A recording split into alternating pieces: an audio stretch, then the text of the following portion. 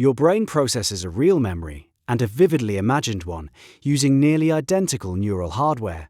This is the back door to rewriting your own identity, a neurological loophole that allows you to install a new personality deliberately. The person you are right now is a story you've been rehearsing for years, and chances are it's a script you never consciously chose to write. The foundation for this rests on a simple principle of how your brain learns. Neurons that fire together wire together. When you perform an action, a specific network of brain cells lights up.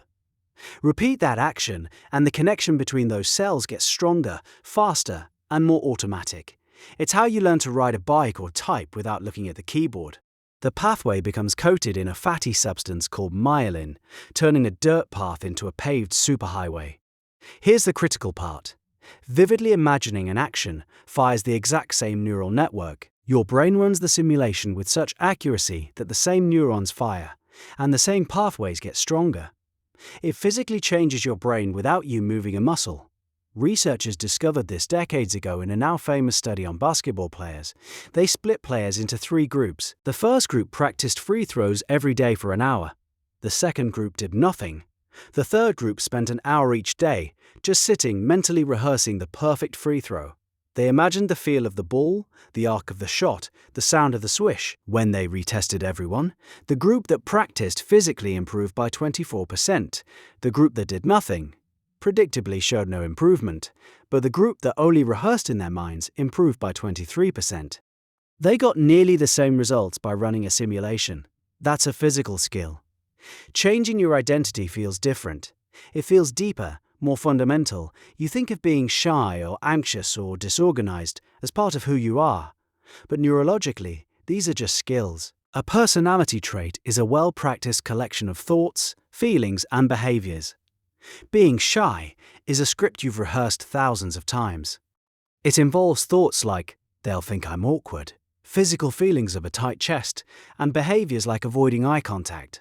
You've run this script so often the neural pathway is a canyon. It's your default. Mental rehearsal is the tool for carving a new canyon. Think of your personality as a collection of paths in a field. The ones you walk every day are deep and easy to follow. The path for confidence might be completely overgrown. When you mentally rehearse being confident, you are stomping down the grass on that new path, in your mind. You do it again and again. You carve a new trail without ever taking a physical step. So when a real-life situation arises that requires confidence, your brain now has 2 paths it can take. The old, deep canyon of shyness, and the new, clearer path of confidence. For the first time, there's a choice. Keep rehearsing, and the new path becomes the default. The old one slowly fills with weeds. But how do we know this actually changes the physical brain? The evidence from the lab is what moves this from a nice idea to a practical mechanism. A neuroscientist named Alvaro Pascual-Leone ran an experiment that changed everything we thought we knew about the mind's power over the body. He took 2 groups of people who had never played the piano. One group physically practiced a 5-finger piano exercise for 2 hours a day, over 5 days. The other group sat in front of a piano for the same amount of time, but only imagined practicing the exercise. They saw the keys in their mind, felt their fingers moving, heard the notes. Before and after the experiment, the scientists used transcranial magnetic stimulation to map the motor cortex of each participant, the part of the brain that controls finger movement. The results were stunning. The group that physically practiced showed a massive expansion in the motor cortex area dedicated to their fingers. This was expected. Practice rewires the brain. But the group that only imagined practicing showed the exact same expansion. Their brains had rewired themselves in precisely the same way, creating the physical hardware to play the piano, just from thought. The brain grew the capacity to perform an action it had never actually executed. This is the mechanism of identity change. When you rehearse being a calm person in a stressful meeting, you are physically building the brain of a calm person. You're pre-installing the circuitry. Of course, critics point out that you can't just wish yourself into being a different person, and they are correct. The rehearsal has to be specific. It has to be sensory. It must be repeated. Casual daydreaming about being confident does almost nothing. The brain needs a detailed schematic to build from. The quality of the imagined experience dictates the quality of the neurological upgrade. So what is the precise technique that separates idle fantasy from the kind of rehearsal that rebuilds you from the neurons up? The process has a few non-negotiable rules. First, you must see it through your own eyes. You are looking out at the world from inside your future self.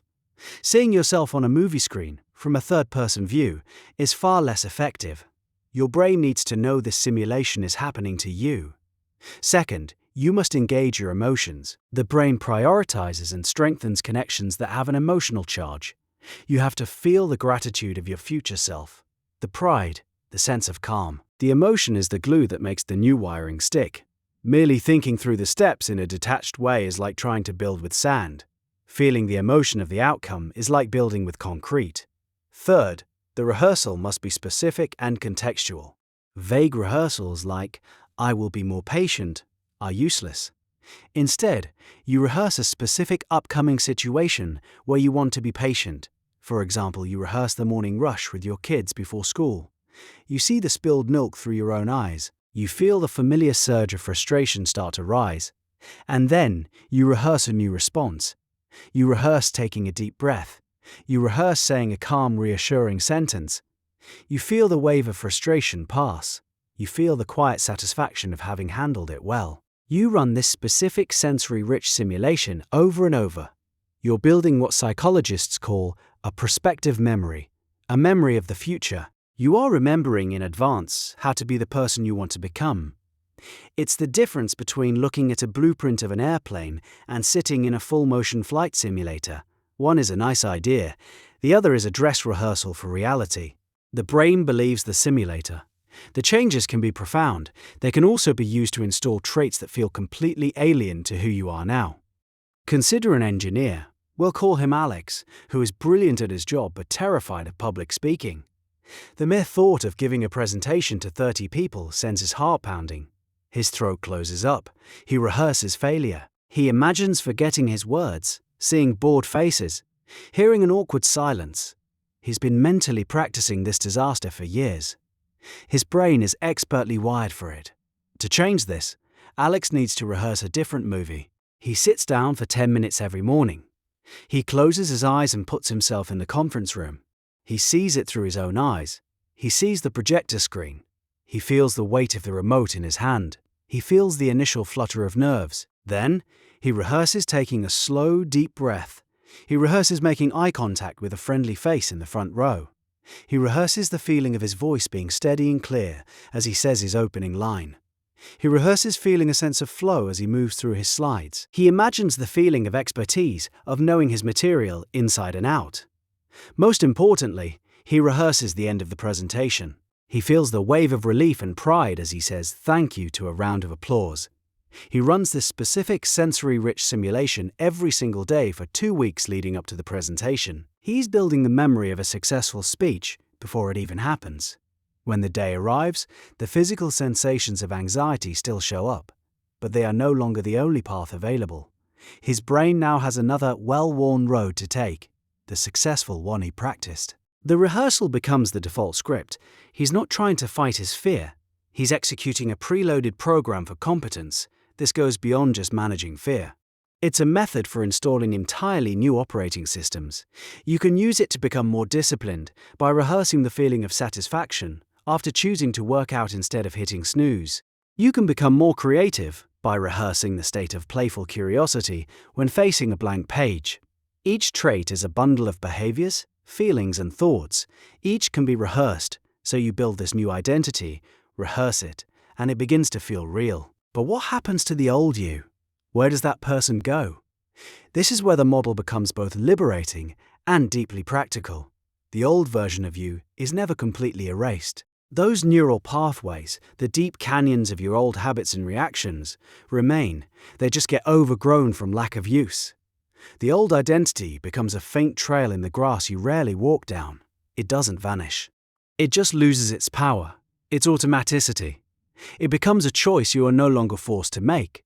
This is why change can feel precarious at first. Under extreme stress, the brain can revert to its oldest, deepest pathways. The path of the old you is still there, waiting. But with continued rehearsal of the new self, that new path becomes the superhighway. The old one becomes a forgotten backroad. Your current self is the product of a lifetime of this exact process, running on autopilot. Every single worry you have replayed in your mind 1,000 times was a mental rehearsal. Every argument you refought in the shower was a mental rehearsal. Every time you revisited a past failure or humiliation, you were strengthening the neural pathways of that identity. It was all rehearsal. It was just rehearsal for a person you probably don't want to be. The mechanism has been running in the background your entire life, wiring the person you are today. The only choice you have is what script you hand it next, and this explains why just trying to stop a bad habit feels impossible. It focuses all your attention on the very road you want to leave. The only way out is to start building a new one.